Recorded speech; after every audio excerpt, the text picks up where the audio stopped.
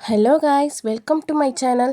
இப்போ நீங்கள் OBC certificate apply பண்ணுறீங்கன்னா அதுக்கு என்னென்ன டாக்குமெண்ட்ஸ்லாம் முக்கியமாக தேவை அப்படின்னு வேணும்னா இந்த வீடியோவை ஸ்கிப் பண்ணாமல் முழுசாக பாருங்கள்.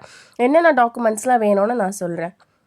முதல்ல நீங்கள் ஓபிசி சர்டிஃபிகேட் அப்ளை பண்ணுறதுக்கு முன்னாடி நீங்கள் உங்களோட டாக்குமெண்ட்ஸ் எல்லாமே ஸ்கேன் பண்ணி ரெடியாக வச்சுக்கணும் இல்லையா? அதுக்கு என்னென்ன டாக்குமெண்ட்ஸ்லாம் தேவைன்னா, ஃபோட்டோ, உங்களோட ஃபோட்டோ ஒயிட் பேக்ரவுண்ட் இருந்தால் இன்னும் பெஸ்ட்டு. நீங்கள் ஃபோட்டோ எடுத்து ஒரு 7 கேபிலேருந்து 10 கேபிக்குள்ளே எடுத்து வச்சுக்கோங்க. இவங்க 50 கேபின்னு சொல்லியிருப்பாங்க. பட் நீங்கள் 7 கேபிலேருந்து 10 கேபிக்குள்ளே வச்சுக்கினீங்கன்னா தான் உங்களுக்கு கரெக்டாக அப்லோட் ஆகும். மோஸ்ட்லி 7 கேபிக்குள்ளே வச்சுக்கோங்க, அதுதான் பெஸ்ட். ஓகேங்களா?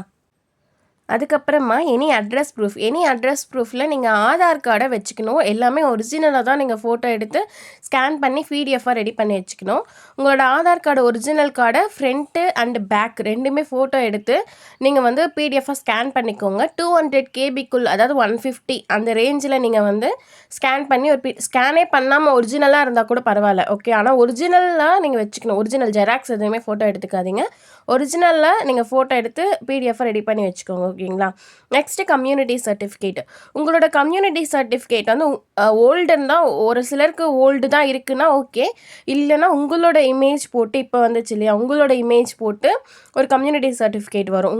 உங்களுதுன்னு உங்கள் பேர் போட்டு உங்கள் அப்பா பேர் போட்டுன்னு வரும். அது இருந்தால் இன்னும் பெஸ்ட்டு. அதையும் ஃபோட்டோ எடுத்து நீங்கள் வந்து பிடிஎஃபாக வச்சுக்கோங்க.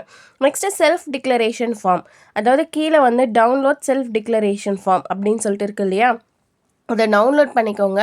அது டவுன்லோட் பண்ணிவிட்டு பிரிண்ட் எடுத்துக்கோங்க கடையில். அதுக்கப்புறம் அதில் சிக்னேச்சர் இருக்கும். உங்களோட சிக்னேச்சர் போட்டுட்டு மறுபடியும் அதை ஃபோட்டோ எடுத்து ஸ்கேன் பண்ணி பிடிஎஃபாக ரெடி பண்ணிக்கோங்க. அது ஒரு 200 கேபிக்குள்ளே தான் இருக்கணும். அது அந்த இடத்துல அப்லோட் பண்ணிக்கணும்.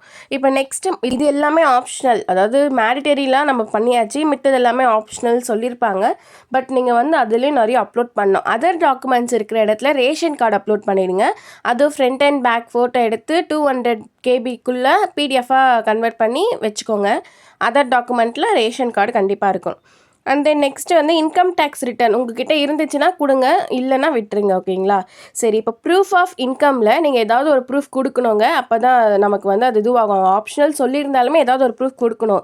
நீங்கள் வந்து உங்ககிட்ட இன்கம் சர்டிஃபிகேட் இருந்துச்சுன்னா இன்கம் சர்டிஃபிகேட் கொடுத்துக்கோங்க. அதே மாதிரி உங்களோட நேமில் இருக்கணும், அது வேலிடாக இருக்கணும் ஃபர்ஸ்ட் ஆஃப் ஆல். ஓகேங்களா? 2 வருஷத்துக்கு முன்னாடி இன்கம் சர்டிஃபிகேட் நான் வாங்கினேன், அது இப்போ கொடுக்கலாமான்னா கொடுக்கக்கூடாதுங்க. வேலிடாக இருக்கிற இன்கம் சர்டிஃபிகேட் தான் கொடுக்கணும்.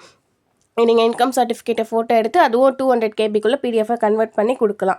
அப்படி இல்லை உங்ககிட்ட சேலரி ஸ்லிப் இருந்துச்சுன்னா அதையும் கொடுக்கலாம். அதாவது உங்கள் அப்பா இல்லை உங்கள் அம்மா யாராவது ஒர்க் பண்ணுறாங்க, அவங்களோட ப்ரைவேட் கம்பெனியில் ஒர்க் பண்ணுறாங்க, டெய்லி வேஜஸ்க்கு சேலரி ஸ்லிப் இருக்காது, ப்ரைவேட்டில் வேலை செய்கிறாங்க, மந்த்லி தான் தராங்கன்னா உங்களுக்கு சேலரி ஸ்லிப் இருக்கும். இல்லை கவர்மெண்ட்டில் பண்ணுறாங்கனாலும் சேலரி ஸ்லிப் இருக்கும் இல்லையா, அதை நீங்கள் ஃபோட்டோ எடுத்து பிடிஎஃபாக கன்வெர்ட் பண்ணியும் அப்லோட் பண்ணலாம்.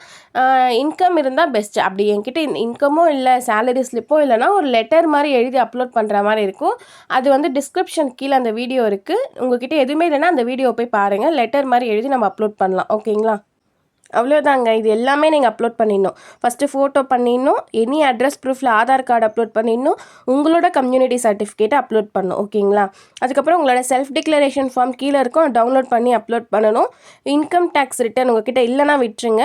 அதர் டாக்குமெண்ட்ஸில் கண்டிப்பாக ரேஷன் கார்டு அப்லோட் பண்ணுங்கள். ப்ரூஃப் ஆஃப் இன்கமில் இன்கம் சர்டிஃபிகேட்டோ இல்லைனா சேலரி ஸ்லிப்பு எது உங்ககிட்ட இருந்தாலுமே நீங்கள் அப்லோட் பண்ணிக்கலாம்.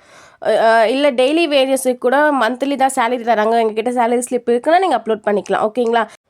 மேபி உங்ககிட்ட இன்கம் சர்டிஃபிகேட்டும் இல்லை இன்கம் சர்டிஃபிகேட் என்கிட்ட வேலிடாக இல்லை, அண்ட் வந்து சேலரி ஸ்லிப்பும் இல்லை, எதுவுமே இல்லை என்கிட்ட அப்படின்னு உங்களுக்கு தோணுச்சுன்னா ஒரு லெட்டர் மாதிரி எழுதி அப்லோட் பண்ணி பாருங்கள். அந்த லெட்டர் எப்படி எழுதுறதுன்னு நான் டிஸ்கிரிப்ஷனில் வீடியோ கொடுத்துருக்கேன். அதை ஐத்தி போய் எப்படி எழுதுறதுன்னு பார்த்து நீங்கள் அந்த மாதிரி எழுதி கூட பண்ணலாம். அந்த மாதிரி எழுதி நான் வாங்கியிருக்கேன், ஸோ அதனால் சொல்கிறேன். ஓகேங்களா? இவ்வளோதாங்க. இது நீங்கள் பண்ணிடலாம். அண்ட் தென் நீங்கள் ஓபிசி சர்டிஃபிகேட்டுக்கு வந்து 1 இயர் தான் வேலிடிட்டி. நீங்கள் வந்து ஃபெப் மந்த் பண்ணிங்கன்னா மார்ச் 31, அதாவது அந்த மாதத்தோட லாஸ்ட்லேயே முடிஞ்சிடுங்க. நீங்கள் எந்த மந்த் பண்ணாலுமே மார்ச் லாஸ்ட்டில் உங்களுக்கு அந்த வேலிடிட்டி முடிஞ்சிடும். ஓகேங்களா? அதனால் ஓபிசி பண்ணுறீங்கன்னா மோஸ்ட்லி ஏப்ரல் மந்தில் ஸ்டார்ட் பண்ணிங்கன்னா உங்களுக்கு கரெக்டாக இருக்கும். இவ்வளோதாங்க. இந்த வீடியோ உங்களுக்கு பிடிச்சிருந்தா லைக் பண்ணி சப்ஸ்கிரைப் பண்ணி ஷேர் பண்ணிக்கோங்க.